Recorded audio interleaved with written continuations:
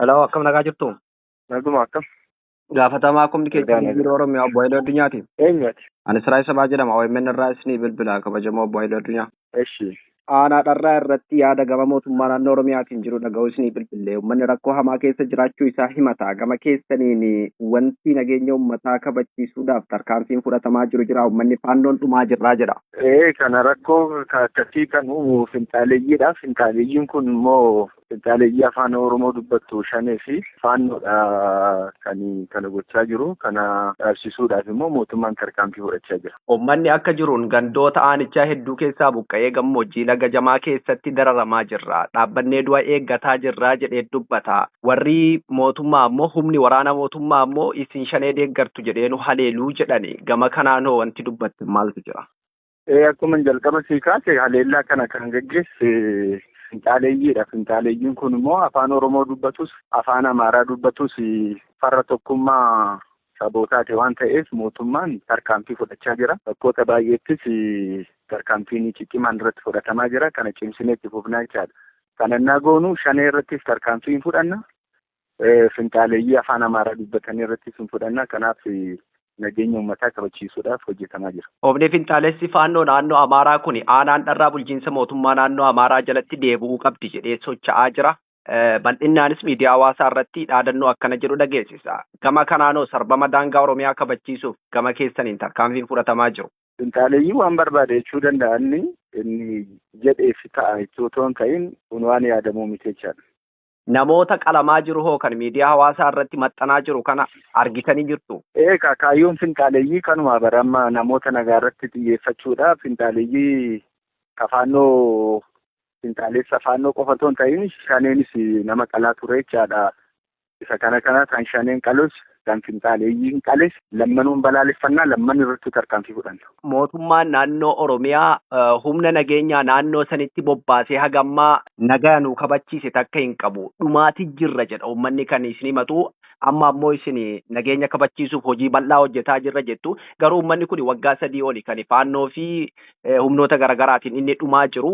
Hanga ammaatti akkamitti nageenya uummataa kabajamuu dhabe? Darbee darbanii waan akkasii uumamuu hin danda'a. Kana jechaan garuu humna mootummaatii olee jechuu miti. Amma humni nageenyaa naannoo sanitti bobbaafamee jira. Tureera ammayyuu jira, humni siin jira. Tarkaanfii fudhachaa jira jechaadha. Fakkeenyaaf magaalaa Gundoo Masqaliin ala gandoonni jiran garri caaluu humna kanaan to'atamee akka jirudha kan dubbatu hawaasni. Sababa kanaan qe'ee qabeenya keenyarraa buqqaanee gammoojjii laga jamaa fi holqa keessatti baqannee jirraa jira uummanni kan himatu.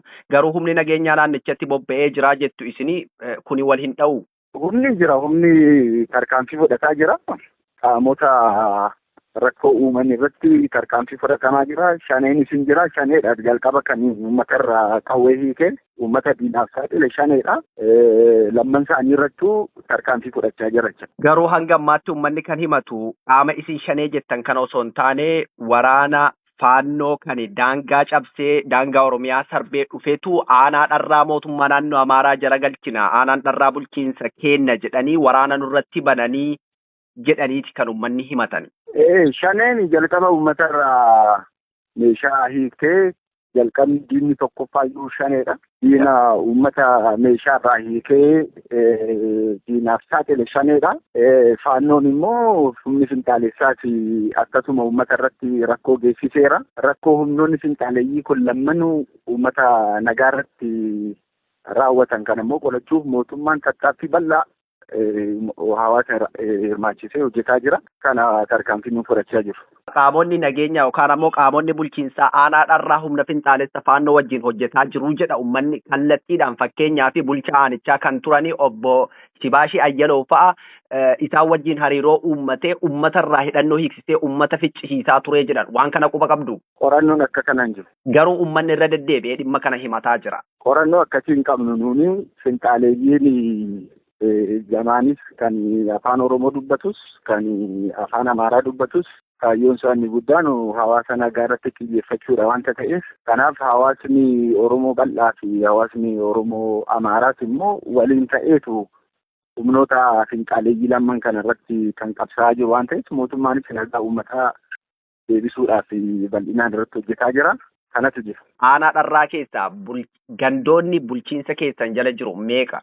quba qabdu. Gandoonni hundumtuu bulchiinsa keenya jala jiran finxaaleeyyiin darbitee rakkoo uumuu dandeessi. Garuu hawaasni kan jedhu magaalaa gundoo masqaliin ala gandoonni hundi jechuun sadarkaa danda'amutti humna kanaan qabamee jira jedha. Anatu bulchaa jira bara anatti sittimaa jiran. Anillee yaaduma hawaasarraa fudhadheeniin isin gaafachuu jira. Kanaafuu gandoon seenanii bakkoota bobbiin humnoota nageenya ilaalanii bakka tokkotti rakkoo uumuurraan kanas gandi isaanii qabamee jiru. Ayyee yaadanaa kennitaniif ulfaadhaa galatoomaa Abbo Haayiluu Addunyaa. Ayyee galatoome.